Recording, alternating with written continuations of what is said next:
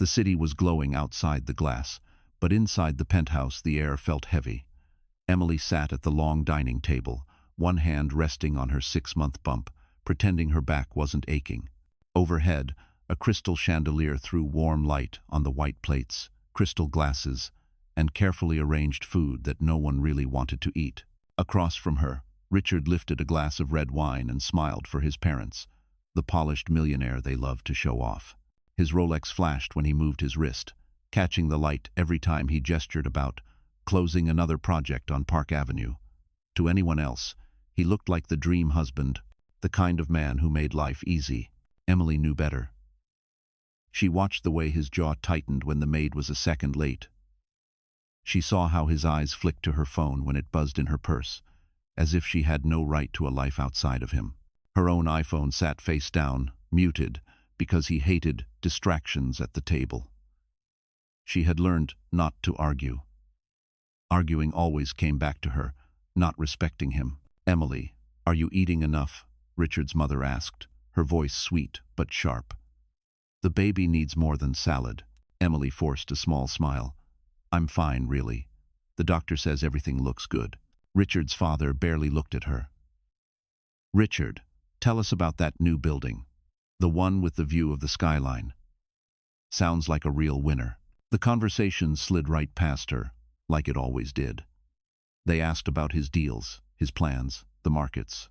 No one asked how she was sleeping, if she was scared, if the baby kicked so hard at night she couldn't breathe. Sarah, her older sister, sat next to her, watching quietly. Sarah's eyes were the only pair in the room that ever seemed to really see her. Sarah leaned closer and whispered, "You okay, Em?" Emily nodded too quickly.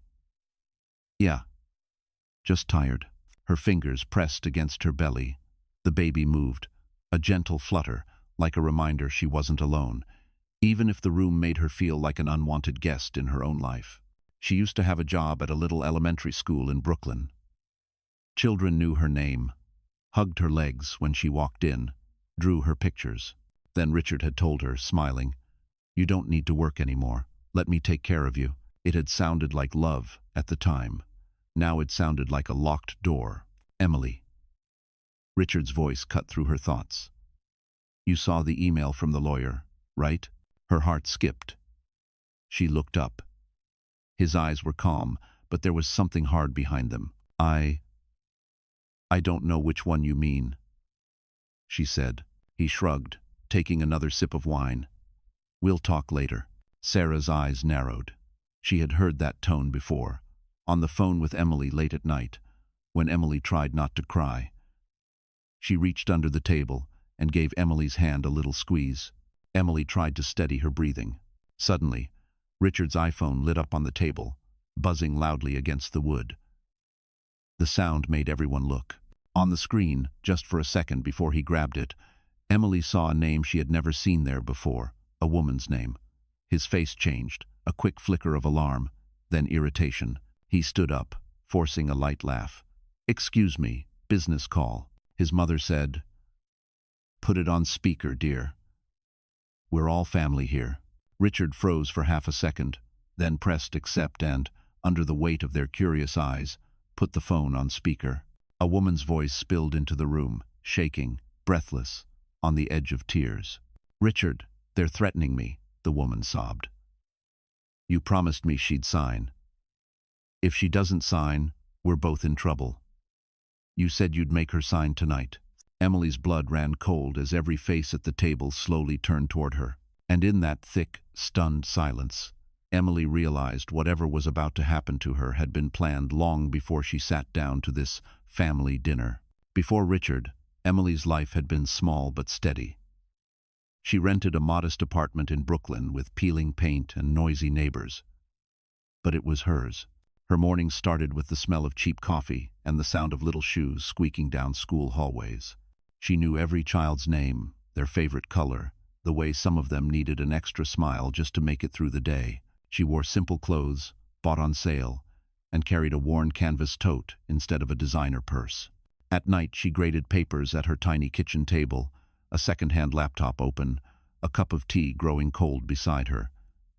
It wasn't glamorous, but it was peaceful. She liked who she was in that life. Then she met Richard. He came to the school as part of some charity program, shaking hands with the principal, smiling for photos, promising to give back to the community. He picked Emily out almost immediately. Later, she would realize he had a talent for spotting gentle souls who would bend rather than break. He walked her to the subway, carrying her tote as if it were something expensive. He asked her questions, listened, like every word mattered. Their first date was at a small restaurant in Manhattan, where she felt underdressed and shy.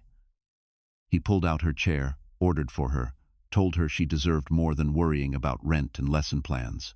"You're special, Emily," he had said, touching her hand. "You shouldn't have to work yourself to death. Let me take care of you." It was easy to fall for him. The city outside was bright and alive, and inside his car, his world felt warm and safe.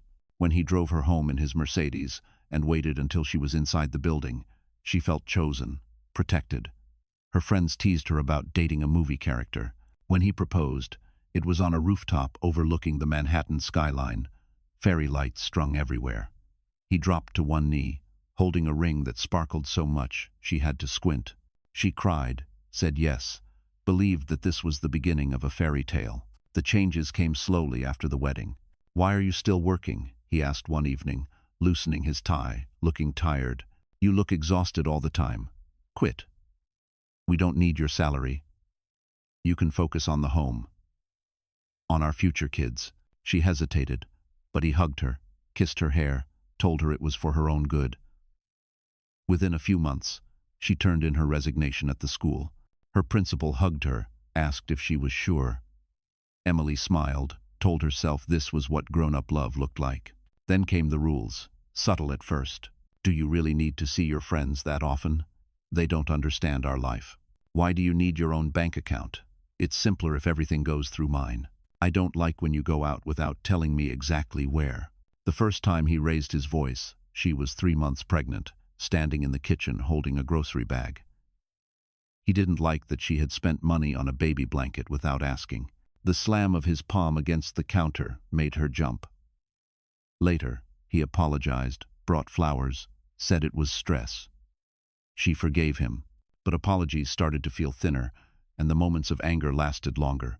A glass thrown against a wall, his fingers gripping her arm too hard, always followed by soft words and promises that it would never happen again.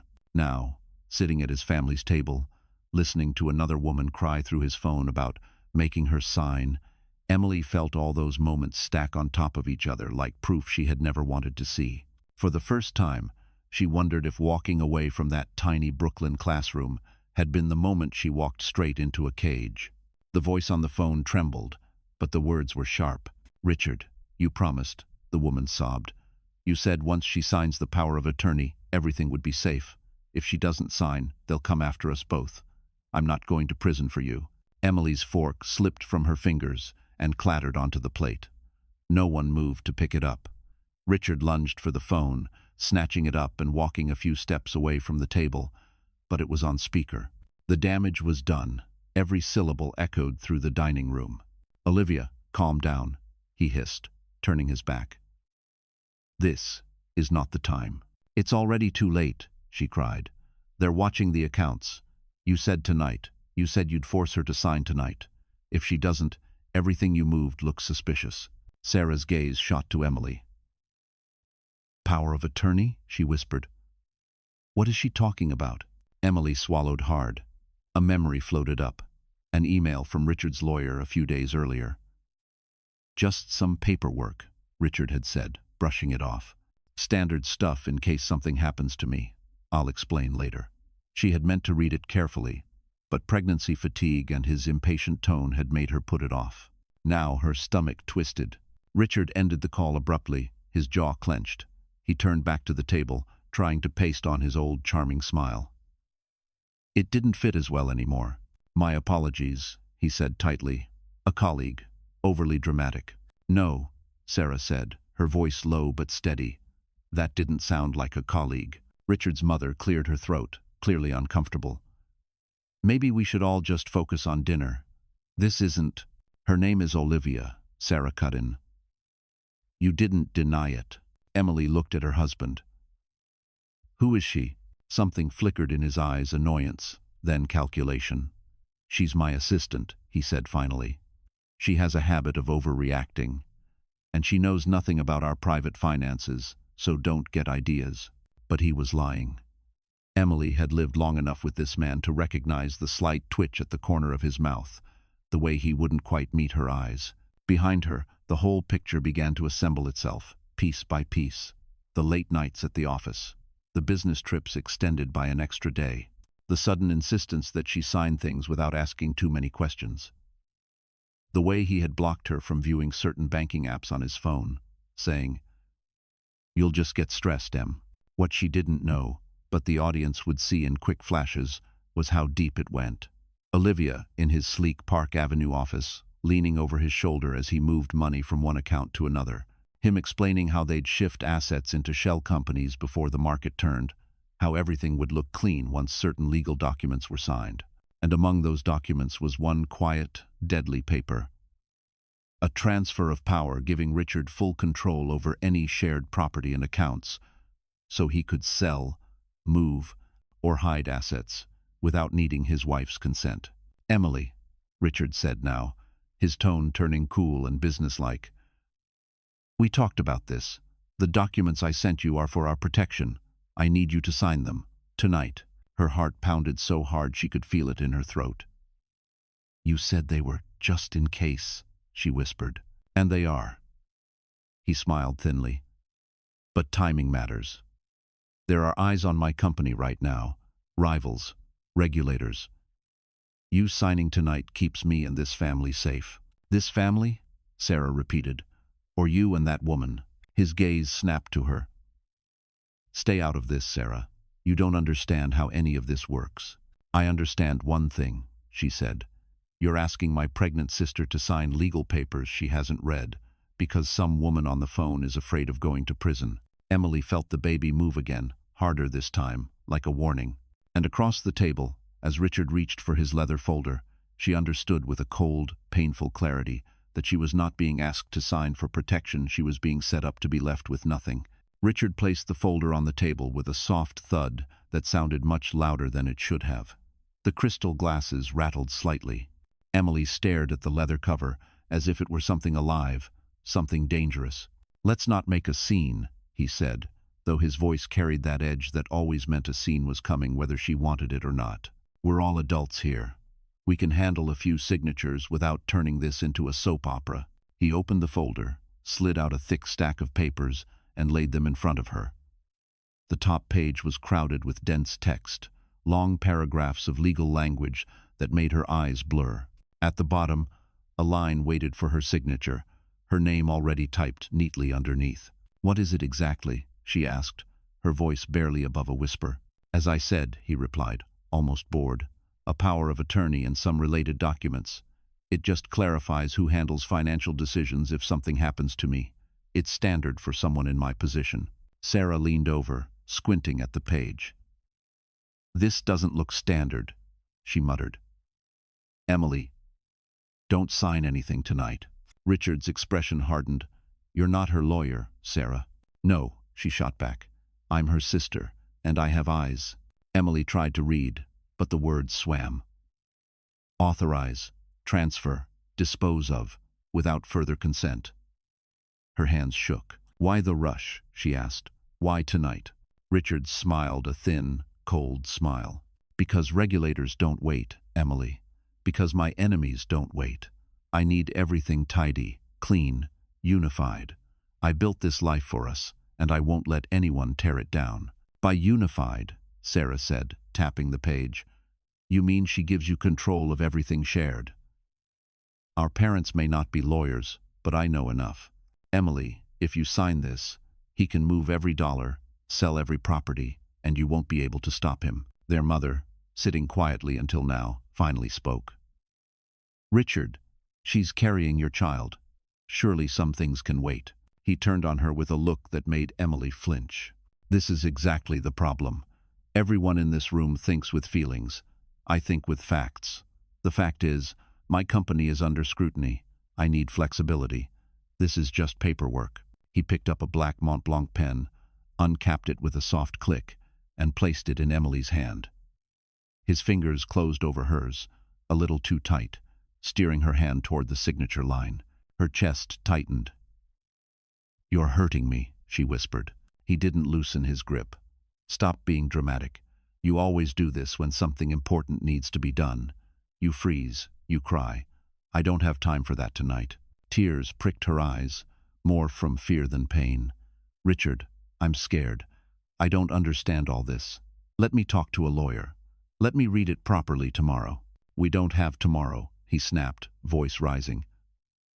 "You sign now. You're my wife. Your job is to stand by me, not question me in front of everyone." Sarah stood up, chair scraping loudly against the floor. "Her job is not to be your shield while you hide money and cheat on her." Silence crashed over the room. Richard's parents looked stunned, but they didn't deny it. Their eyes slid away. Emily stared at the page, at the line where her name sat waiting. The baby pushed against her ribs, a solid, insistent pressure. Her hand trembled above the paper, pen hovering, ink ready. Richard leaned closer, his voice dropping to a low, dangerous murmur only she and Sarah could hear. "If you don't sign, things will get very bad for you, Emily. You'll be on your own, pregnant, with nothing. Think about that before you make a stupid choice." Her throat tightened. For years, she had bent, given in, told herself it was easier to keep the peace. But tonight, surrounded by people who saw too much and said too little, something inside her began slowly, stubbornly, to stand up. Her fingers loosened around the pen, and just as she let it fall back onto the table, a sound from the hallway, heavy footsteps, and a firm knock at the door told her that whatever happened next would change all of their lives forever. The knock at the door echoed through the penthouse like a warning, but Richard ignored it. His eyes were locked on Emily, dark with frustration and something colder fear. He reached for the pen again, sliding it across the table toward her as if nothing had happened. "Pick it up," he ordered quietly, but everyone heard the threat under the words. Emily's heart hammered. She could feel every pulse in her fingertips. She pulled her hand back into her lap, gripping the fabric of her dress. "I said I'm not signing tonight," she whispered. The temperature in the room seemed to drop. Richard's face twisted. "Unbelievable," he muttered. Then louder. "You embarrassed me in front of my family and you think that's acceptable?" His mother opened her mouth, maybe to calm him, maybe to smooth things over like she always did, but he cut her off with a glare. Conversations in the Cole family had always gone one direction. Richard spoke, others obeyed. He snatched the papers off the table and slapped them back down in front of her, with a crack that made everyone jump. "You're signing," he hissed. "You think being pregnant gives you special privileges? That you can just refuse when everything I built is on the line?" Emily flinched. The baby jolted inside her, reacting to the tension. She pressed a hand to her belly, trying to steady her breathing. Sarah stepped between them. "If you touch her again, I swear," Richard scoffed. "What? You'll do what? You think anyone will listen to you? You don't even make enough to hire a decent lawyer." Sarah's face burned red, but she didn't back down.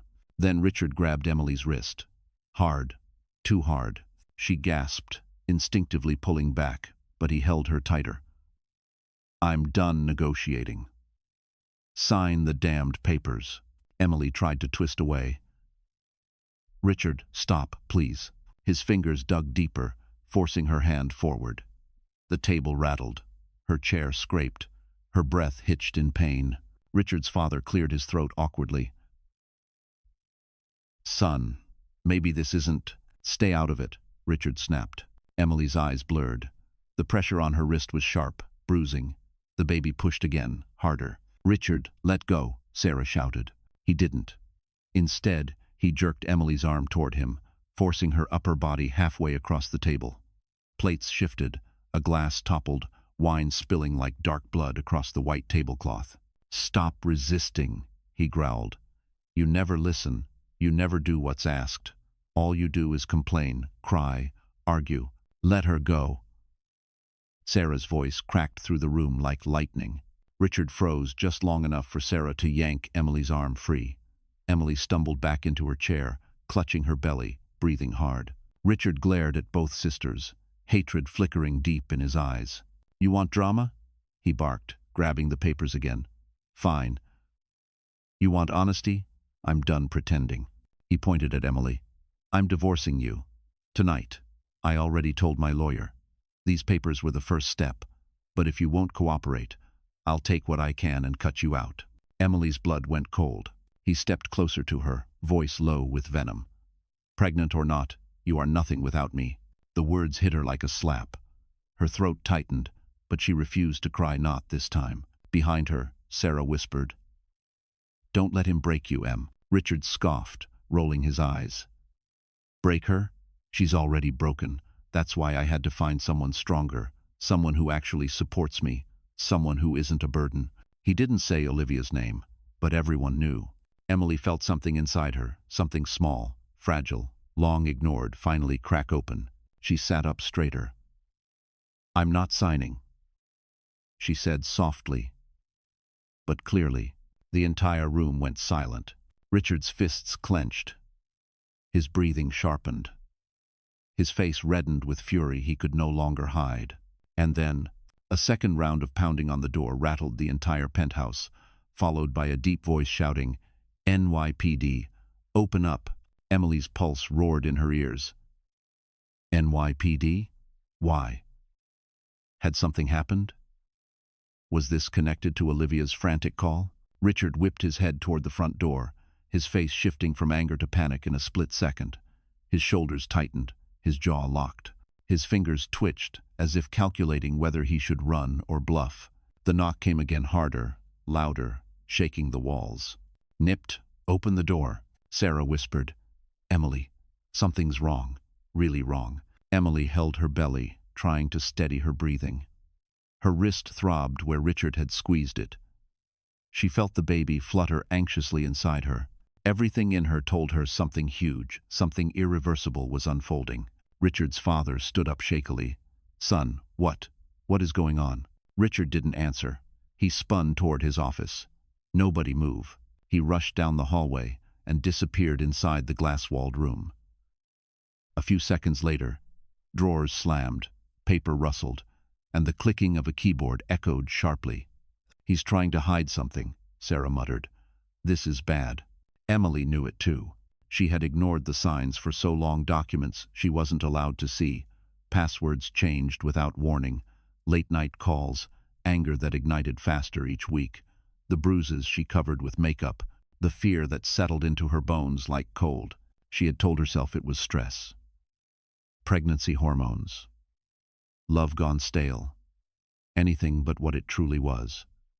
A man with something to hide. And now the truth was pounding at the door. "Nipped, open the door now, or we will enter by force." Richard's mother pressed a hand to her chest. "Richard, come here. What are they talking about?" But he didn't answer. Emily looked at Sarah. "I'm scared." "I know," Sarah whispered, brushing a tear from her cheek. "But whatever this is, it's not your fault. Remember that." The pounding stopped. For one heartbeat, silence filled the room. Then, a deep mechanical click echoed through the hallway. Someone was unlocking the main door from the outside. Richard burst out of his office then, holding his phone in a trembling hand. "Nobody say a word," he hissed, pointing at his family like he was commanding employees. "I'll handle this." Handle what? Emily wondered. What had he done, and why was she part of the mess? The door swung open with a forceful shove, hitting the wall. 4 officers stepped inside first. Vests marked NYPD, hands near their holsters. Behind them came 2 detectives in plain clothes, badges out. One of them, a tall man with gray at his temples, spoke in a firm, steady voice. "Richard Cole?" Richard raised his chin. "Yes. What is the meaning of this? Do you know who I am? This is a private residence. You can't just..." Detective Mark Harris stepped forward, reading from a document. "Richard Cole, you are under investigation for financial fraud, falsifying legal documents, asset concealment, and coercive control. We have a warrant to search the premises." Every word hit Emily like a blow. Fraud, concealment, coercive control. Coercive control. She knew those words. She had read them in pamphlets at clinics, in articles about emotional and financial abuse. Detective Harris continued. We also have grounds to believe you attempted to force your pregnant wife to sign a fraudulent legal document tonight, involving the transfer of jointly held assets.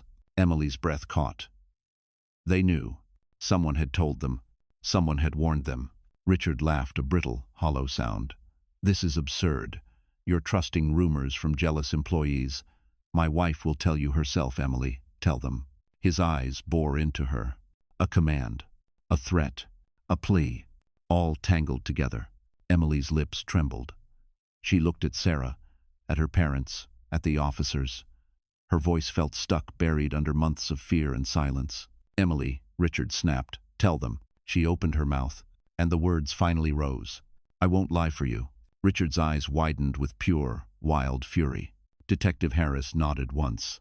Mr. Cole, turn around and put your hands behind your back. No, Richard growled, stepping back. You can't do this. She's confused. She's emotional. She has no idea what she's talking about. But the officers closed in. Emily reached for Sarah's hand, gripping it tightly. Her whole body shook, but for the first time in years, it wasn't from fear. It was the first breath of freedom. The room erupted into chaos. Richard's mother cried out, stumbling to her feet. His father sputtered. There must be some mistake. The officers moved with practiced calm, forming a semicircle around Richard as he backed toward the fireplace like a cornered animal. Don't touch me, he barked, raising his hands. I said don't touch me. You're making a huge mistake. I have lawyers, powerful lawyers. I'll end your careers if you put your hands on me. Detective Harris didn't blink. Put your hands behind your back. But then another voice echoed from the hallway. A voice Emily knew only from the speakerphone. A woman's voice. Shaking. Familiar. Just do what they say, Richard. Everyone turned. Olivia Hayes stepped into the penthouse. Emily sucked in a sharp breath. There she was, the assistant, the whispered name on Richard's phone, the trembling voice begging him to make her sign. But Olivia looked nothing like the confident young woman Emily had imagined. Her hair was messy, her face pale, her eyes swollen from crying. She walked toward the officers, almost stumbling. Detective Harris nodded at her. Miss Hayes, thank you for cooperating. Richard froze. Olivia, what are you doing here? She didn't look at him. She stared at the floor as though afraid of what she might see if she raised her eyes. In her hand was a folder, a thick one, stuffed with papers. Emily's stomach dropped. Olivia swallowed hard. I told them everything. Richard's face contorted into disbelief. Everything? Olivia, sweetheart, what are you talking about? She flinched at the word sweetheart. Like it burned. You said I'd be protected, she whispered. You said people like us never face consequences. But when they showed me the emails, the transfers, all the documents with my signature on them, she finally looked up, eyes filled with despair. You used me. You made me sign things I didn't understand. You said it was temporary, that paperwork didn't matter. But they told me if I didn't cooperate, I'd go to prison.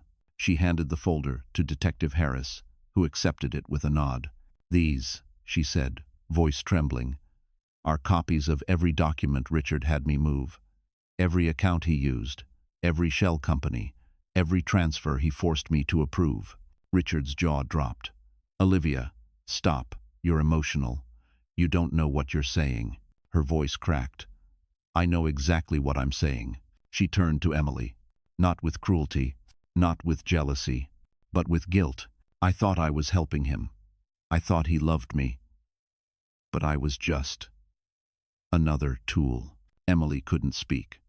The betrayal, the deception, the danger, it all swirled in her mind. But seeing Olivia now, fragile and broken, Emily felt something unexpected. Not pity, but recognition. Richard had used them both. Detective Harris flipped open the folder, scanning the papers. This confirms everything. Mr. Cole, you are being charged with financial fraude, money laundering, coercion, attempted asset concealment, abusive conduct toward a pregnant spouse, and conspiracy to falsify legal documents. The officers moved in. Richard finally snapped. You betrayed me, he screamed at Olivia. You stupid girl, You think they'll protect you? Without me, you are nothing." Olivia's lip trembled. Emily stepped forward not to comfort her, but to stand between her and Richard's rage. "No," Emily said quietly.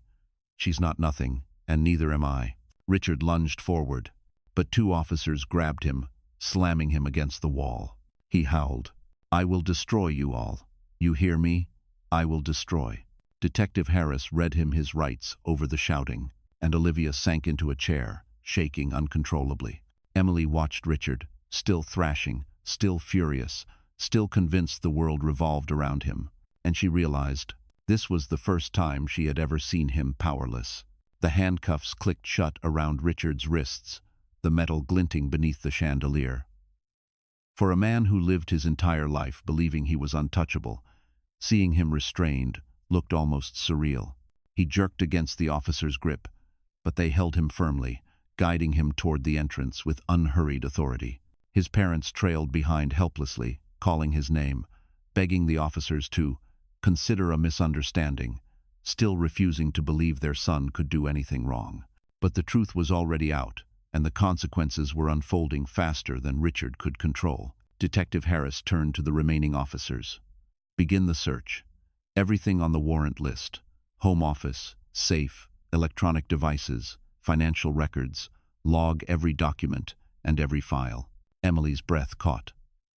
They were about to uncover everything Richard had been hiding, all the lies, all the secrets, all the money he tried to move out of her reach. The officers moved quickly. Two headed for his office. One to the bedroom, another to the safe behind the painting Emily didn't even know could be moved. Sarah whispered, "Em, are you okay?"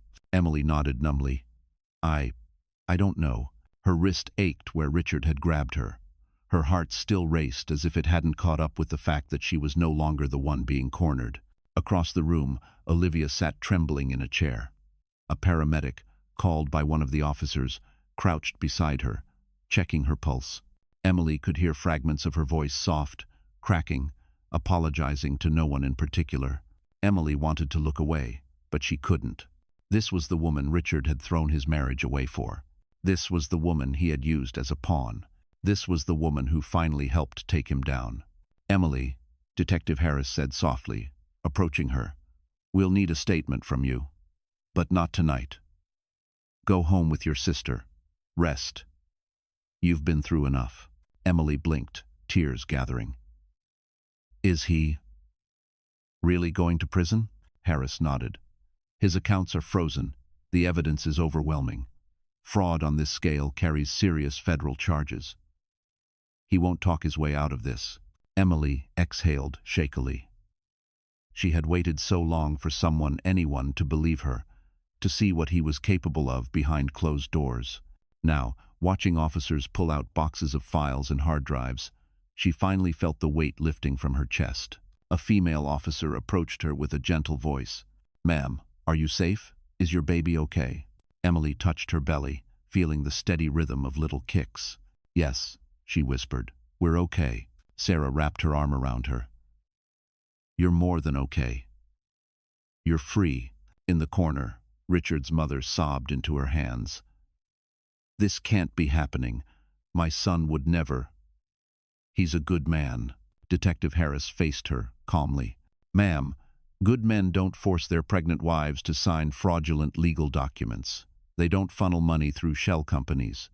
And they don't threaten the women carrying their children." Richard's mother shook her head violently, but she had no argument left. The truth stood in front of her in boxes, files, and a son in handcuffs. Suddenly, Richard's voice echoed from the hallway. "You think you've beaten me?" he screamed as officers pushed him toward the elevator. "I'll get out. I'll come back. Emily, do you hear me? I own you." Emily flinched, but she didn't hide. She stepped to the edge of the hallway, Sarah still beside her. For the first time, she looked him dead in the eyes without fear.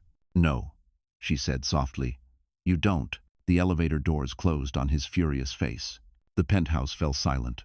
A silence so deep, so clean, so unfamiliar it felt like the first breath of a new life. Sarah squeezed her hand. "Emily, it's over." Emily looked around the penthouse that had always felt more like a museum than a home. Her home wasn't here. It never had been. She placed her hand over her belly. "We're leaving," she whispered. "Tonight," as the officers continued their search, as Richard was taken away. As the weight of years lifted from her shoulders, Emily finally understood that this wasn't the end of her story. It was the beginning. The moment the elevator doors sealed shut, taking Richard and his rage out of her sight, Emily felt her knees weaken. The adrenaline that had been keeping her upright for the last hour drained from her body like water spilling from a cracked cup. Sarah caught her just as her legs buckled. Hey, stay with me," Sarah whispered, guiding her to the nearest sofa. Emily collapsed onto the cushions, both hands instinctively flying to her belly. The baby kicked hard, reacting to her panic. Her breathing turned shallow, uneven. The room blurred around her. Sarah cupped her face gently. Look at me." Deep breaths. But the tears came before the breaths did. Big, hot, uncontrollable tears that soaked into her dress. For so long she'd held everything inside, every insult, every bruise, every night spent sitting on the bathroom floor because she didn't want him to see her crying. Now it all spilled out of her in messy waves. She couldn't stop. "I was so stupid," she choked out. "I thought he loved me. I thought he loved our baby. I thought if I just tried harder, just kept quiet, things would get better." Sarah pulled her close. "You weren't stupid. You were in love. And he knew exactly how to use that." Emily sobbed harder. "I kept thinking it was my fault, that I wasn't enough, that if I were stronger or prettier or less emotional, he'd treat me better." Sarah's voice was firm. "Listen to me. None of this is your fault. What he did is on him, all of it." But Emily couldn't hear anything over the pounding guilt in her own head. "What if I messed up the baby? What if the stress, what if—" "Stop," Sarah said, gripping her shoulders. "Your baby is safe. You are safe. That's all that matters."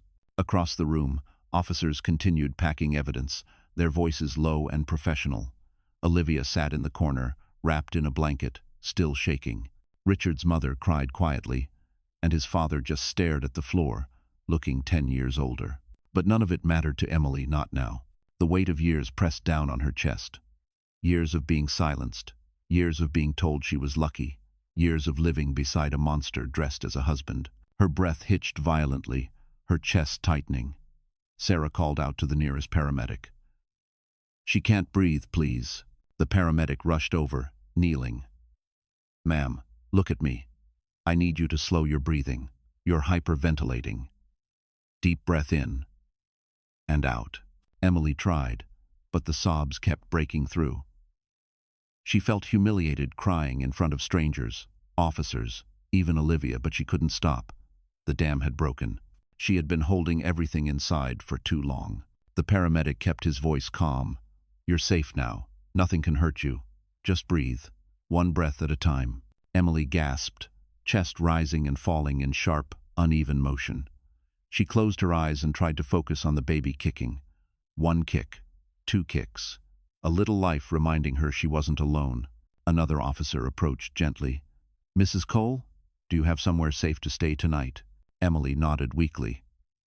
"My sister's place." Sarah squeezed her hand. "You're coming with me, Em. Tonight and as long as you need." Slowly, painfully, Emily's breathing began to steady. The sobs softened. The room stopped spinning. Her shoulders slumped with exhaustion. "Sarah," she whispered, "what am I going to do?" Her sister kissed her forehead. "Everything you couldn't do before." Emily blinked. "Like what?" "Start over," Sarah said.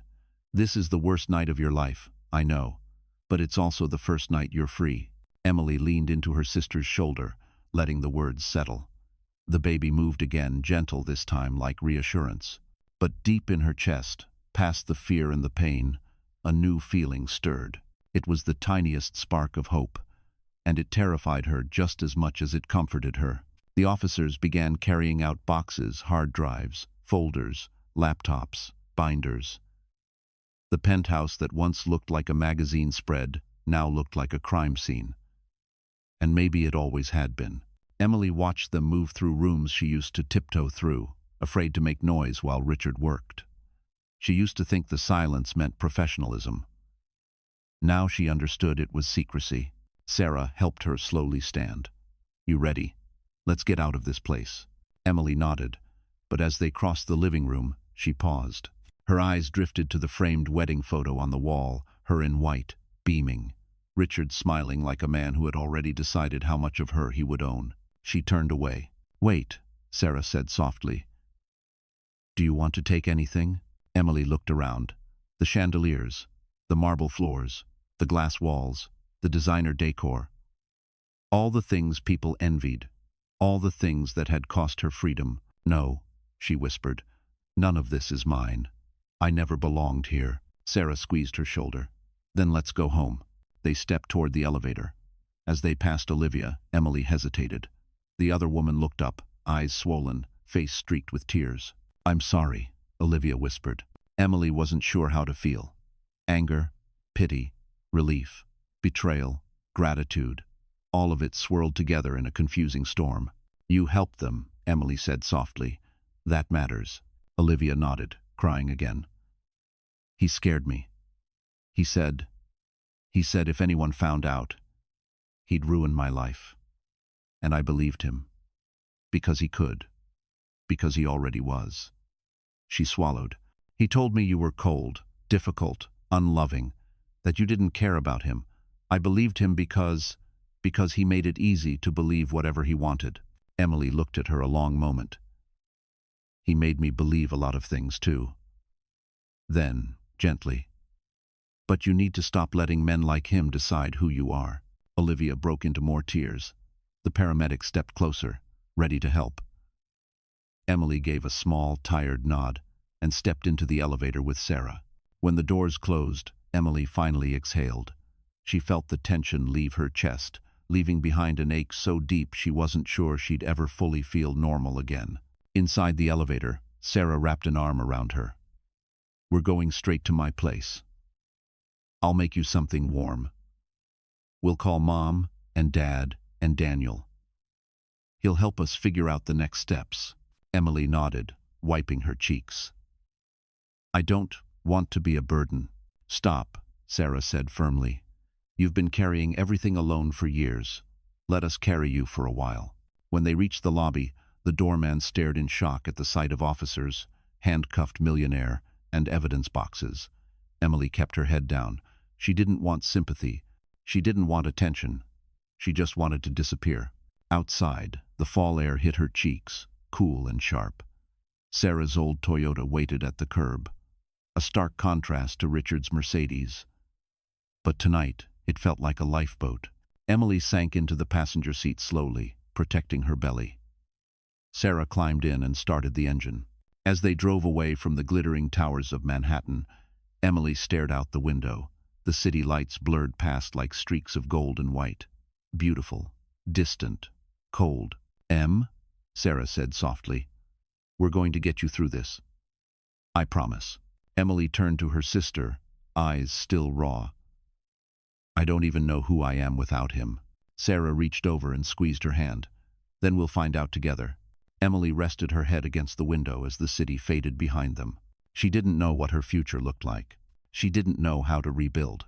She didn't know how to raise a baby alone. But she did know one thing. She would rather face the unknown than ever go back to the life she had just escaped. Sarah's apartment was small, 2 bedrooms, 1 bathroom, a narrow living room with mismatched furniture, but to Emily, it felt like a refuge. Warm lights, a soft blanket on the couch, the faint smell of laundry detergent instead of expensive candles. It wasn't luxury, it was life. Sarah made her tea while Emily eased herself onto the couch, one hand rubbing slow circles over her belly. Everything felt foreign, her body, her thoughts, her freedom. "Tea," Sarah said, placing the mug into her hands. "Sip slowly." Emily held it but didn't drink. Her eyes blurred again. How did my life become this? How did I not see what he was doing to me? Sarah sat beside her. Because you loved him, and he used that love to blind you to things you weren't ready to see. Emily swallowed hard. I thought I was safe. I thought, once the baby came, maybe he'd soften. Sarah shook her head. Emily, He wasn't going to soften. Men like him don't get better, they just get bolder. The baby moved again, and Emily pressed her lips together to keep from crying. Sarah took her hand. Listen. Tomorrow, we call Daniel. He's the best family lawyer I know. He'll help you get legal protection. You won't face any of this alone. Emily nodded slowly. I'm scared of everything. Court. Money. Having the baby. Raising her alone. You're not alone, Sarah said. You have me. You have Mom, Dad, and Daniel will make sure Richard can't get anywhere near you. Emily breathed shakily. Do you think he'll still try to hurt me? Even from prison? Sarah's face hardened. He won't get the chance. And even if he tried, look what happened tonight. People believe you now. You're not invisible anymore. For the first time, Emily felt something like relief. Later that night, when Sarah went to her room, Emily sat quietly in the living room, lights dimmed, hands folded protectively over her belly. The world outside the window was calmer here, quiet streets, distant sirens, the hum of the refrigerator. Not the glamorous Manhattan skyline she once thought meant success. She was startled when her phone buzzed beside her. A message. From an unknown number. For a moment, fear coiled in her stomach. But when she opened it, her breath caught. It was from Detective Harris. Mrs. Cole, we've uncovered more documents. Your husband planned long-term financial isolation. You were the target of significant coercive control. I want you to know. You did the right thing by refusing to sign. Emily stared at the message, tears gathering again, not from pain this time, but from validation. She typed back slowly. Thank you. I didn't think anyone would believe me. A minute later, he replied, we see this more than you think. And tonight, you were brave. Emily set the phone down, letting the words settle into her bones. Brave. No one had ever called her that before. She shifted on the couch, pulled the blanket over herself, and whispered to her unborn daughter, You're safe now, I promise. For the first time in months, Emily fell asleep without fear. And somewhere deep inside her, a small seed of strength finally began to grow. The next morning, Sarah made breakfast, scrambled eggs, toast, and warm oatmeal. Emily ate slowly, still sore, still exhausted, but the food was comforting. Human. Real. Not the plated perfection of Richard's penthouse dinners. At 9:14 a.m., Sarah's phone buzzed. It's Daniel, she said, eyes lighting up. He's on his way. Emily felt her heart jump. She knew Daniel had met him at family gatherings. Quiet, steady, kind. A childhood friend of Sarah's, who had become a respected lawyer in Brooklyn. He always smiled at Emily, always asked about her health during pregnancy. But she had never imagined needing him like this. When he arrived, he stepped inside with a gentle knock. Hi, Emily, he said softly. I came as soon as I heard what happened. Emily tried to stand, but he held up a hand. No, please. Sit. You've been through enough. He sat across from her, opening his briefcase. Sarah told me everything, but I want to hear it from you. At your pace. Emily took a deep breath. He tried to make me sign something last night. Something I didn't understand. Power of attorney? Daniel asked. Emily nodded. And he said if I didn't, I'd be alone. Pregnant, with nothing. Her voice cracked, and I believed him. Because he controlled everything. Money, decisions. Even what friends I could see. Daniel's expression tightened. Not pity anger. Controlled, focused anger. The kind lawyers used to dismantle men like Richard. Emily, he said gently, what Richard did is illegal. Coercion, fraud, financial manipulation. You did the right thing by refusing to sign. But I didn't know, she whispered. I didn't know he was hiding money. That's exactly why he wanted your signature, Daniel said. And that's why the state will protect you. Sarah touched Emily's shoulder. We're with you, Em. Daniel flipped open a folder. I've already filed for an emergency protective order. Richard will not be allowed to contact you, approach you, or send anyone to talk to you. Emily blinked. He can't call me? No, Daniel said. Not legally. And if he tries, even once, He goes straight back to jail. A breath Emily didn't know she'd been holding escaped her chest. Daniel continued, voice warm but firm. Next, we'll file for temporary full custody. Given the circumstances, pregnancy, abuse, coercion, you will be granted it without question. Emily stared at him, tears welling. I thought I'd lose everything. Emily, Daniel said softly, leaning forward. You're not the one who should be afraid. Richard is. Her lips parted in shock. Sarah grinned. Told you he was good. Daniel smiled faintly. When the financial investigation is complete, we'll pursue your share of the marital assets. Everything he tried to hide, every dollar he tried to sneak out of the marriage, it all comes back to you and your baby. Emily pressed a hand to her chest. I don't want his money. I just want to be safe. You will be, Daniel said, but safety also means stability. You deserve financial security after everything he stole from you. Emily's eyes softened. Thank you, Daniel. He hesitated, then added more quietly, You don't have to thank me. I'm just glad you're finally getting out. Emily tilted her head. You knew? Daniel exhaled. I suspected. I saw the way you flinched when people raised their voices. The way you never answered your phone when Richard was nearby. The way you stopped smiling. He swallowed. But I couldn't help until you were ready. Emily felt something inside her shift. A warm, fragile feeling she didn't have a name for yet. Daniel closed his briefcase and stood. I'll be back later with the paperwork. Try to rest. Let Sarah take care of you for now. As he reached the door, he paused. Emily, you're stronger than you think. She looked down at her belly, then back at him. For the first time, she whispered, I'm starting to believe that. Daniel smiled a small, hopeful smile before stepping out. Emily leaned back on the couch, the morning light warming her face. She wasn't just surviving anymore. She was beginning to rebuild. The following days felt unreal. Emily stayed in Sarah's small apartment, wrapped in quiet and safety, while the world outside churned with the fallout of Richard's arrest. News spread quickly. Local headlines featured his name, photos of him being escorted by officers, and bold captions reading, Manhattan real estate mogul charged with fraud. Reporters camped outside his penthouse, snapping pictures of every NYPD officer carrying out box after box of evidence. Emily didn't watch the news, but Sarah did. She studied every update carefully, shielding Emily from the harshest details. But some things couldn't be shielded. By the third day, Detective Harris called.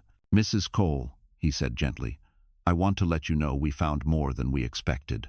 Emily sat straighter on the couch. More. Financial documents showing asset concealment, tax evasion, and an attempt to transfer joint property into untraceable accounts. It's clear he intended to leave you with nothing. Emily closed her eyes. She had known he was controlling, but this level of betrayal felt like a punch to the chest. Detective Harris continued. We also found emails between him and a private investigator he hired months ago. A private investigator, Emily whispered. Why?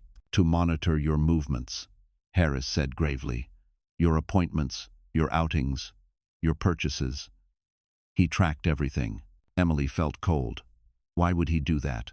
Because he wanted to ensure you didn't speak to a lawyer or discover what he was doing financially. He was preparing for a divorce long before you did. Her stomach tightened. He always said I was clingy, paranoid, that I didn't trust him. Harris sighed. That's called gaslighting. It's common in coercive control cases. Emily stared at the floor, her heart aching with a grief deeper than anger. She hadn't been imagining things. She hadn't been overreacting. She had been living inside a trap. Detective, she asked softly, will he get out on bail? That's what I called about, he said. His bail was denied. Emily blinked. Why? We presented evidence of flight risk, Harris explained.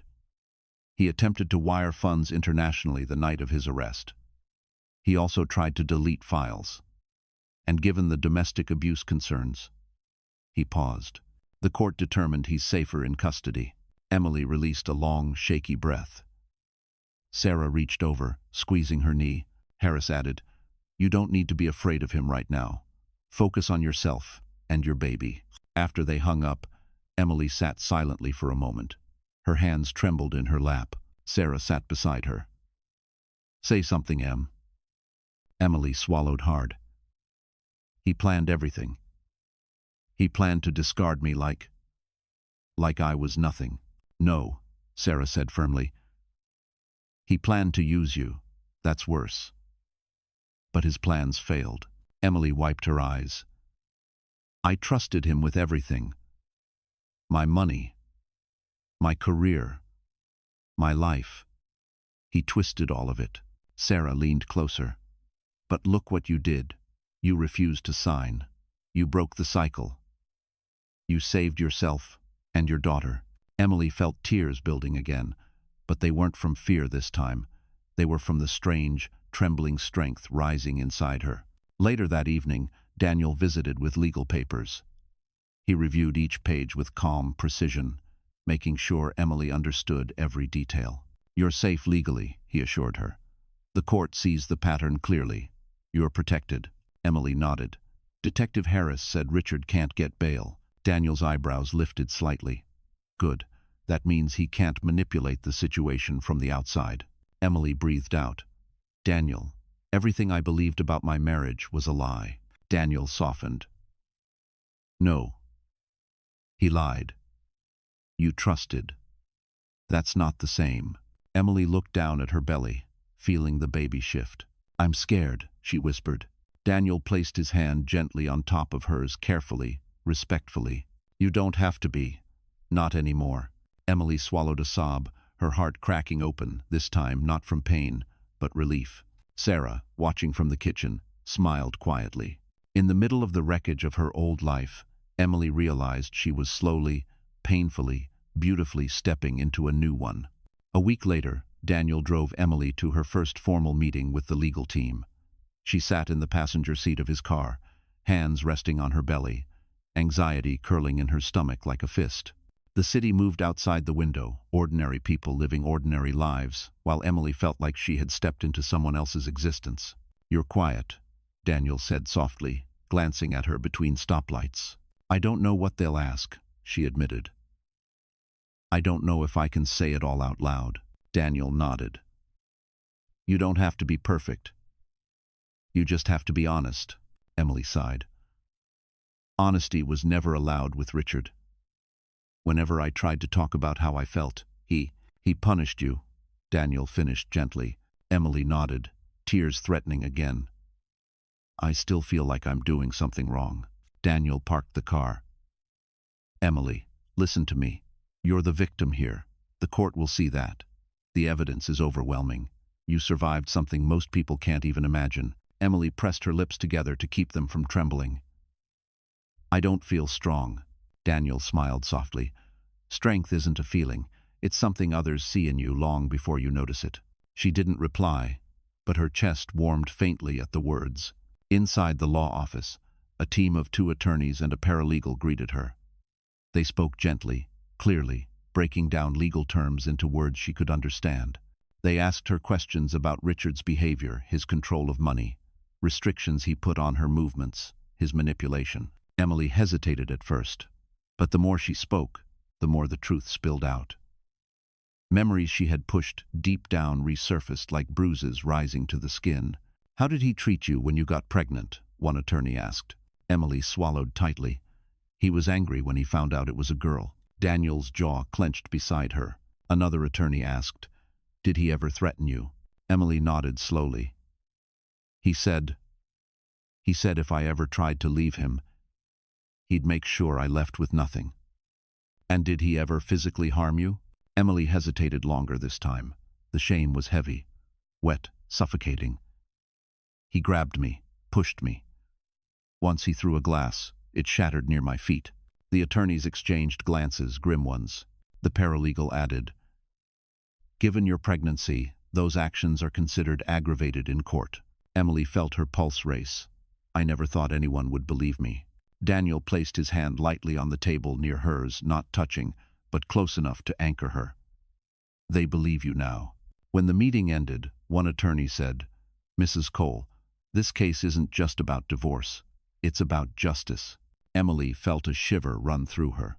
As they walked back to the car, She stopped suddenly on the sidewalk. "Daniel," she whispered, "was our marriage always doomed? Was I just blind?"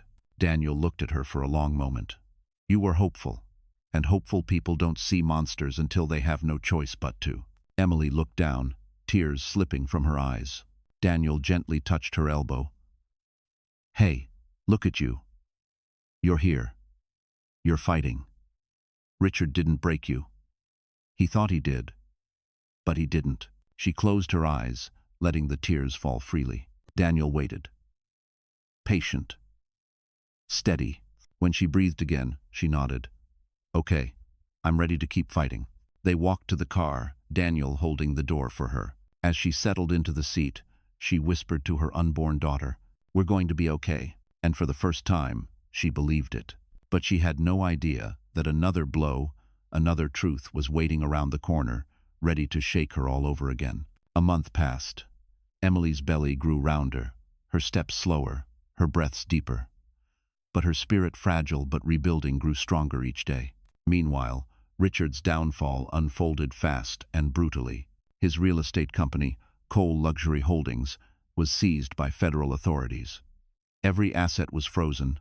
Business partners distanced themselves publicly. Employees resigned in waves. Investors demanded answers. Banks revoked credit lines. Properties were placed under investigation. The empire Richard flaunted for years collapsed like wet paper. Headlines called him the Manhattan fraudster, a millionaire built on lies, the real estate king who lost his crown. Emily tried not to read the articles, but sometimes they slipped onto her screen anyway. Each time, she saw a man she barely recognized, someone who looked more like a stranger than the husband she once loved. One afternoon, Daniel came by with a thick envelope. "What's this?" Emily asked. "Official report," Daniel said gently. "It's everything they uncovered." Emily opened it slowly. Inside were photos of Richard's secret accounts, transaction histories, documents with forged signatures, hers, plans to transfer all marital assets to foreign companies, emails to Olivia instructing her how to move funds illegally, and then a printout of a conversation between Richard and his accountant. "Once she signs the forms, she's done. I'll give her the apartment in Brooklyn to keep her quiet. I'm not paying alimony to a woman who does nothing." Emily's stomach twisted. "He thought I was nothing." Daniel shook his head. "He thought you were powerless." "That's different." Emily's breath trembled. "I spent years loving a man who used me as a tool." Sarah, who had been listening from the kitchen, came over and wrapped her arm around her. "People like him don't understand love, Em. They understand control." Emily wiped her tears. "I'm glad he's losing everything. But I wish it didn't hurt so much." Daniel lowered his voice. "It hurts because you're human, because what you gave was real." Emily covered her face, crying softly. "He didn't just betray me, he betrayed our daughter." Daniel's expression softened even more. "Kids don't need two parents. They need one good parent, one safe parent. That's you." Emily looked up, her eyes wet but determined. "What happens next?" Daniel sat beside her. "Richard's trial date is set. With the evidence, he'll be convicted. Likely a long sentence. What about his money? Most of it will go to the government. But anything that's legally marital property, you'll receive your share. And because of the abuse, the court will prioritize your financial safety." Emily nodded slowly. "So, he loses everything." "Yes," Daniel said. "This is what happens when a man destroys his own life." Emily exhaled, feeling something in her chest finally release. That night, after Daniel left, Emily stepped onto the small balcony. The Brooklyn skyline stretched quietly before her, not grand, not flashy, but comforting in its simplicity. She whispered to her baby, "He can't hurt us anymore." The baby shifted gently, like a reply. Inside, Sarah called her phone. "Em, you got another message. It's from the detective." Emily walked inside, took the phone, and read the new update. Richard's mother filed a statement claiming he's mentally unstable. They're trying to reduce sentencing, but the court saw through it. He will stand trial, and you will testify. Emily's breath halted. Testify. Face him. Sarah touched her shoulder. You can do this, Em. You're stronger than he ever believed. Emily nodded slowly. I have to do it. For my baby. Outside, the city hummed with life. Inside, her heart beat with quiet courage. Richard was falling, and Emily, for the first time, was rising. The courthouse loomed tall and intimidating, its stone pillars casting long shadows across the steps. Emily stood at the bottom, clutching her small purse in one hand and pressing the other protectively over her now very round belly. Daniel stood beside her in a navy suit, radiating calm. You ready? Emily swallowed. No, but I'm going in anyway. Sarah hugged her tightly before rushing to find a seat inside. We'll be right behind you. Emily breathed deeply and walked forward, each step heavy but deliberate. The courthouse doors opened, revealing a corridor buzzing with reporters, officers, lawyers, and families caught in their own storms. Flashbulbs sparked. Questions flew. Mrs. Cole, do you have a statement? How do you feel about your husband's charges? Did he force you to sign documents? Are you afraid of him? Emily kept her gaze forward, Daniel shielding her from the chaos as they moved down the hall. Inside the courtroom, everything felt colder. Rows of benches, a judge's high seat, a witness stand. The air carried the faint smell of old wood and tension, and there he was, Richard. He sat at the defense table in a prison-issued jumpsuit, wrists cuffed, face pale and gaunt. The confident businessman, the man who once strutted through Manhattan with arrogance, was gone. What remained was a hollow version of him. Emily froze. Daniel stepped closer. Do you want to sit? We can wait until they call your name. No, she whispered. I need to see him like this. Richard lifted his head slowly, eyes searching the room.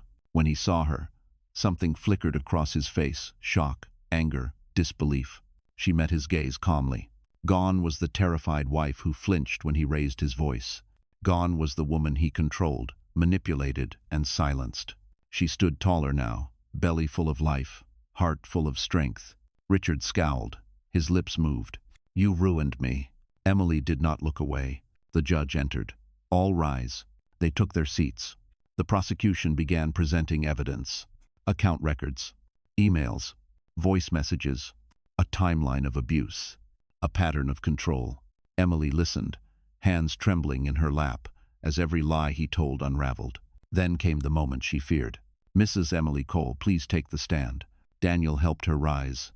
She walked slowly to the witness chair, her heart thudding loudly. The bailiff swore her in. She sat, palms damp, pulse quickening. The prosecutor offered a gentle smile. Mrs. Cole, can you tell the court what happened the night of October 14th? Emily inhaled, and she spoke. She told them about the dinner, the phone call, the screaming, the wrist pain, the forced documents, the threat, the fear for her unborn daughter. Her voice cracked, but she did not break. She described the years of control, passwords changed, bank accounts closed, friends pushed away, careers stolen. She spoke of emotional wounds deeper than physical ones, of lying awake at night praying he would be kinder in the morning. The room was silent. Even Richard's attorney didn't interrupt. When she finished, her eyes filled not with tears, but with relief. The prosecutor nodded. Thank you. No further questions. Then, Richard's lawyer stood.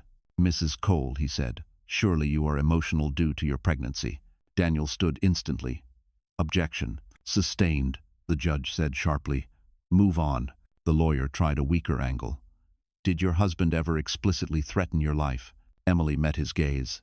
He didn't have to. He threatened my freedom, my future, my baby. That's enough. A murmur rippled across the courtroom. The lawyer backed down. No further questions. Emily stepped down from the stand, her legs trembling, but Daniel steadied her. They sat together as the judge reviewed the charges. Minutes passed like hours. And then the judge spoke. Richard Cole is found guilty on all counts. Gasps filled the room. Richard slammed his fists on the table. Emily, you did this. You ruined. Remove him, the judge ordered. Officers grabbed him as he shouted, but Emily watched calmly. He was powerless, truly powerless. As they dragged him away, Emily whispered to herself, You ruined yourself. Daniel turned to her. It's over. Emily exhaled, her whole body softening. "No," she said gently, "it's just beginning." Outside those courthouse doors, a new life waited, and she was finally ready to walk into it. Winter settled over Brooklyn like a soft gray blanket, bringing cold mornings and warm lights glowing from apartment windows. Emily's belly had grown full and heavy, every step slower, every breath deeper. She spent her evenings sitting by Sarah's small living room window, watching snowflakes drift past the glass, wondering how something so peaceful could exist after everything she had survived. A month after the trial, life felt different, not easy, but steady, safe. And each day she felt her daughter stronger inside her, kicking with a gentle insistence that reminded her she wasn't alone. One morning, while Sarah was at work, Emily made herself tea and sat wrapped in a blanket. Her phone buzzed on the table. Daniel's name lit up the screen. She answered softly, "Hi." His warm voice filled her ear. "Just checking on you. How are you and the little one?" Emily smiled faintly. "She's restless today. Maybe she knows I barely slept." "You want company?" he asked gently. "I'm close by." She hesitated.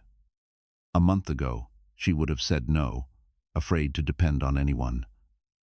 But Daniel had been a constant presence, steady, patient, never pushing too far. And now, hearing his voice made something in her chest loosen. "Yes," she whispered. "I'd like that." Within 20 minutes, he knocked. She opened the door, and he stepped inside, brushing snow from his coat, cheeks flushed from the cold. "You look tired," he said softly. "I am." She sank into the couch. "I keep thinking about the baby, about raising her, about everything that comes after." Daniel sat beside her, not too close, but close enough to feel comforting. "You're not doing it alone," he said. "You have Sarah, your parents, and me." Emily looked down at her hands. "I'm not used to people wanting to help without wanting something in return." Daniel's voice softened even more. "Emily, you deserve care that doesn't come with conditions." Her throat tightened. "Sometimes I wonder if I'll ever trust again." "You will," he said, slowly. "And not because someone deserves it, but because you deserve peace." Emily blinked back tears. Before she could speak, a sharp pain tightened across her abdomen. She flinched, gripping the couch. Daniel leaned forward instantly. "Emily, what's wrong?" I don't know," she gasped. Another wave of pain rolled through her, stronger this time. I think it's happening." Daniel's eyes widened, but his voice remained calm. Okay. Breathe. We're going to the hospital." He helped her stand and grabbed her coat. She clung to his arm as another contraction tightened her belly. Fear flickered through her, fear of the pain, fear of the unknown, fear of doing this without a husband at her side. But then she remembered. A husband didn't make a family. Love did. Safety did. Choice did. Daniel helped her down the stairs slowly, keeping his hands steady on her back. Snowflakes fell gently around them as he opened the car door and helped her inside. The drive to the hospital was a blur of streetlights and deep breaths, Daniel murmuring calm instructions beside her. "Just breathe, Emily. You're doing great." When they arrived, nurses rushed her to a delivery room. The contractions grew stronger, waves of pain breaking across her body. She held Daniel's hand, squeezing without realizing how hard. He didn't flinch. "Emily," he whispered, brushing hair from her forehead. "You're not alone. I promise." Hours passed. Nurses came and went. The doctor checked her, encouraging her. Then finally, after a long, breathless push, a baby's cry filled the room. Emily's heart broke open. The nurse placed a tiny, warm baby girl on her chest. Emily sobbed, holding her daughter close. The baby's small fingers curled around her skin, and everything inside her melted. "She's perfect," Emily whispered. Daniel stood nearby, tears shining in his eyes. And for the first time in her life, Emily felt an emotion so overwhelming, so undeniable, she trembled. Hope, pure and bright and real, born in the same moment as her daughter. The hospital room was quiet as morning light filtered through the blinds. Emily lay propped against pillows, her baby nestled softly in her arms. She watched her daughter's sleep, tiny chest rising and falling, little lips making soft sucking motions, fingers curled into fists like she was preparing to take on the world. Emily had named her Grace, a name that captured everything she wanted her child to grow into: strength, kindness, softness, courage. A name she hoped would define a life very different from the one Emily had lived. Sarah rushed in with flowers and tears. "She's beautiful," she whispered, leaning over the bed. I'm so proud of you." Emily smiled tiredly. "I didn't do it alone." Sarah's eyes flicked to Daniel, sitting in the corner with a gentle smile on his face. "No," she agreed softly. "You didn't." Emily glanced at him too. He looked different today, more open, more vulnerable. He had stayed the entire night, only stepping out when nurses asked. He didn't push, didn't assume, he just stayed because she needed him. Later, when Sarah went to get coffee, Daniel stood and approached the bed. "May I?" he asked, eyes on the baby. Emily nodded and placed Grace carefully into his arms. He held her with surprising ease, supporting her head, smiling softly down at her. "She looks like you," he said. Emily laughed quietly. "I hope she gets more from you than from me." Daniel looked up, surprised. "Emily, don't say that. You're stronger than you know. Grace is lucky to have you." Emily looked away, swallowing. "I'm just scared. Everything is changing so fast." "That's how new beginnings are," Daniel said. "Terrifying, but worth it." Emily watched him gently rock Grace, speaking to her in a soft voice, promising her a world she hadn't yet seen. Something in Emily's chest warmed a feeling she hadn't allowed herself to even imagine. Not yet. Not fully.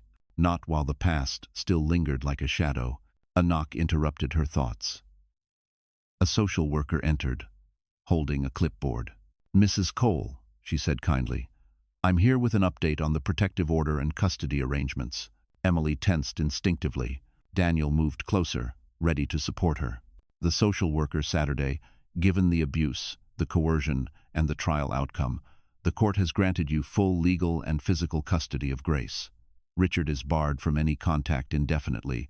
If he ever requests visitation, it will be denied while he's incarcerated." Emily let out a shaky breath. "Thank you," the social worker smiled. "You've been through more than most people face in a lifetime, but you did everything right." After she left, Emily stared at Grace again, absorbing her tiny features. "Full custody," she whispered. The words felt like a balm, a shield, a promise. Daniel placed a hand gently on the bed rail. "Emily, you're safe."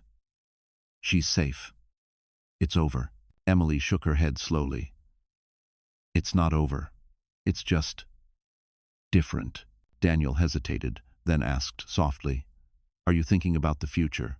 Emily blinked. "I don't know what the future looks like." Daniel smiled faintly. "Then we'll figure it out together." She looked at him a long moment, at the steadiness in his eyes, the gentleness in his hands, the warmth in his smile. He didn't try to replace anything. He didn't rush. He didn't force her into anything she wasn't ready for.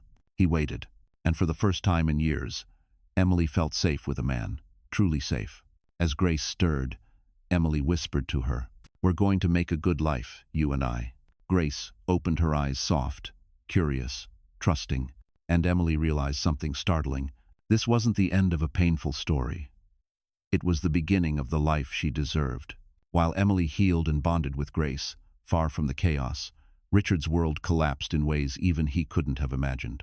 Inside the stark, gray walls of the federal detention center, Richard paced his small cell, rage twisting his features. His arrogance, the armor he had worn his entire life, began to crack. Other inmates whispered about him. Guards kept their distance. The man who once commanded boardrooms now ate off plastic trays, slept on a thin mattress, and lined up for roll call like everyone else. But the worst part, the part that hollowed him from the inside, was realizing that no one was coming for him. Not his powerful friends. Not his business partners. Not even his parents, who had finally stopped answering his calls. He spent hours obsessively replaying the trial in his mind. Emily's voice, her calm strength, her refusal to crumble. To think, he snarled to himself, she couldn't even speak without crying before. Now she thinks she's better than me? He punched the wall, skin splitting across his knuckles. Pain shot through his hand sharp, unforgiving. He hissed and pulled back. An officer approached. "Cole, medical unit, now." Richard gritted his teeth as he was escorted down the hallway. Months passed. The sentencing hearing arrived. He stood before the judge, wrists chained, face gaunt and hollow. The courtroom was half full. Reporters, lawyers, a few strangers. But not Emily, not Daniel, not Sarah, not a single person who once cared about him. The prosecutor read the list of charges: fraud, laundering, coercion, asset concealment, domestic abuse, falsification of documents, and then handed over evidence Emily had never seen. Shuffled papers, bank transfers, emails dripping with manipulation. Then came the sentence. "Richard Cole, for your crimes, you are hereby sentenced to 12 years in federal prison with no possibility of early release." The room gasped. Richard's knees buckled. He clung to the table edge, mouth falling open. No, that's impossible. I'm Richard Cole. I built half this city. The judge cut him off. "You built your success on lies, and now you will pay for them." When officers dragged him from the courtroom, he screamed Emily's name, rage, desperation, madness, all tangled. "Emily, you did this. You ruined me." But she wasn't there to hear him. Instead, she was at home in Brooklyn, rocking Grace gently in her arms, humming a soft melody. The world was quiet, warm, safe, and miles away, Richard sat alone in a cell, bitterness devouring him. Over the next months, his health deteriorated. Stress ravaged his body. He developed severe stomach issues, then liver problems. Doctors warned him to stop drinking the cheap prison alcohol some inmates brewed, but he ignored them. His hair thinned, his posture slumped, his eyes dulled. He refused to accept blame. Instead, he clung to one thought: this is all Emily's fault. But inside the loneliness of his cell, there were nights, quiet, brutal nights, when he saw flashes of the truth. Emily crying in the kitchen. Emily apologizing for things she didn't do. Emily shrinking every time he raised his voice. Emily loving him long after he stopped deserving it. Sometimes, in those dark hours, he whispered to an empty room, "What did I do?" But the guilt never stayed long. His pride always returned. His blame always resurfaced. 4 years passed. Disease wore him down. His wealth disappeared. His properties were auctioned. His name became a cautionary tale. He wrote angry letters to Emily, letters that were never delivered because of the protective order. They piled up in an unsent heap on his cell floor. He rotted, and miles away, Emily thrived. One life crumbled, another flourished.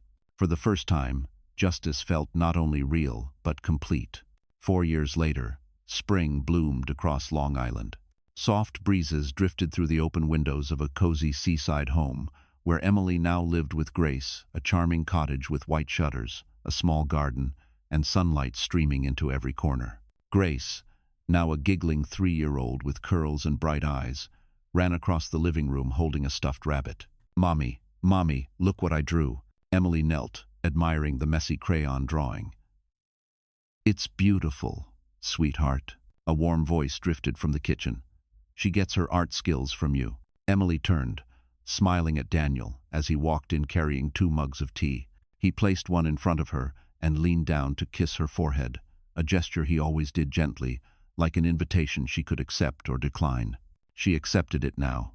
Always. Life with Daniel was different from anything she had known. Slow, safe, steady. He never raised his voice, never rushed her, never made her feel small. He loved Grace as if she were his own, and Grace adored him, calling him Dan in her sweet little voice. Outside, a soft breeze carried the scent of the ocean. Their lives were quiet but rich in ways money never could measure. That afternoon, as they sat on the porch watching Grace chase bubbles, Daniel reached for Emily's hand. "You've been quiet today," he said softly. Emily shrugged. "Just thinking." "About him?" She paused. "A little. I heard he's sick.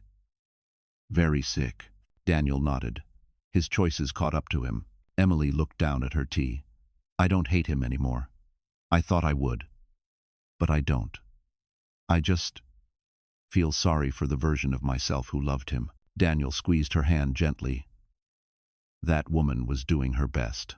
Emily looked out at Grace dancing in the yard. I used to think surviving him made me broken. And now? And now I think it made me brave. Daniel's eyes softened. You're the bravest person I know. They sat in silence for a moment, listening to Grace's laughter, a sound that still brought tears to Emily's eyes. After a while, Daniel cleared his throat. I've been wanting to ask you something. Her heart fluttered. What is it? He reached into his pocket, not pulling out a ring, but a small silver key. This is to the spare room I've been fixing up, he said. You know, the one with the big window. I want you and Grace to make it yours, officially. Emily blinked. Daniel. He took a breath. I'm not asking for anything in return. I'm not asking you to rush. I just want to build a life with you, however long it takes. You and Grace, you're my family. Emily felt tears rise warm, grateful tears that healed instead of hurt. She took the key slowly, fingers trembling. Daniel, you already are our family. He pulled her gently into his arms, holding her, steady and safe. Grace ran over, climbing into their laps, giggling as they wrapped her in a warm embrace. Emily looked out at the ocean, the waves rolling gently, the horizon glowing gold under the afternoon Sunday. She thought about the girl she used to be, the fear she lived in, the night everything shattered, the baby born from chaos, the courage she found piece by piece. Now she stood at the edge of a life she built herself, filled with safety, love, laughter, and possibility. She whispered, more to herself than anyone, I made it. Daniel kissed her temple. Grace snuggled closer, and in that moment, Emily finally felt it completely. She was free, she was loved, and she had won. So the story closes here, my wonderful friends. And if you're still with me at this moment, then something in this journey must have touched your heart in its own quiet way. Maybe it reminded you of your own strength, or of a time you survived something you never thought you could. Emily's path teaches us a truth the Stoics have whispered for centuries. You have power over your mind, not outside events. Real strength begins within. Her healing shows us that the first step to freedom is choosing not to live in fear, and the next is believing you deserve peace. As Marcus Aurelius wrote, what stands in the way becomes the way. The pain she faced didn't end her. It shaped her into someone stronger, calmer, and more alive. And that same strength lives in you too. If this story gave you courage, clarity, or even just a moment of reflection, then don't keep it to yourself. Like, share, and subscribe to our channel, because somewhere out there, someone is waiting for a story that helps them remember their worth, just like this one helped you tonight. Let's heal together.